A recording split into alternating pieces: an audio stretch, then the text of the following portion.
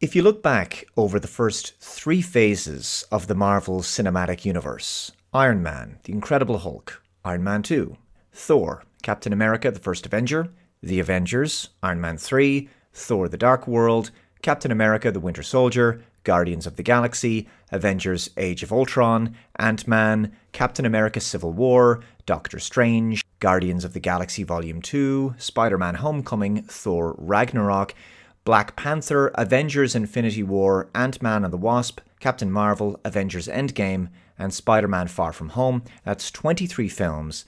But how many franchises have been able to produce 23 films in a row with such consistent quality? Of course, with the exception of a handful like Thor Ragnarok, which was too comedic, Captain Marvel, which was dull and pretty meh, Ant-Man and the Wasp, which was just okay, The Incredible Hulk, which was kind of middle of the road. But for the most part, the first 3 phases were highly rated. They were mostly really good films. And given the critical and commercial success of those films, it was just unthinkable during those first 3 phases that a single MCU movie could be cancelled, let alone 3 of them. And yet, here we are now in Phase 5, and 3 future films in the series have now been scrapped by Disney/Marvel. Before we go further in this video, if you haven't already, please subscribe to the channel and give us a like and share this video if you can. It's very much appreciated. So, this article is from Forbes. The link to the full article is below. MCU report, No Eternals 2, Captain Marvel 3, Ant-Man 4, as Disney gets risk-averse.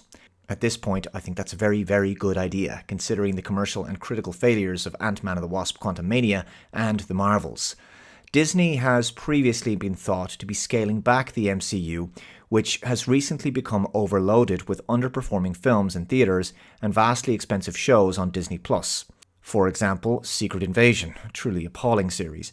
Now we may be hearing what that will look like in practice. Insider Daniel Richtman is reporting that Eternals 2 is no longer in development, and other potential projects like a 3rd Captain Marvel movie or a 4th Ant-Man will not be pursued. Now, say what you will about Ant-Man and the Wasp: Quantumania and the Marvels. At least they were both so poor that they were actually worth talking about for how utterly poor they were. They left an impact.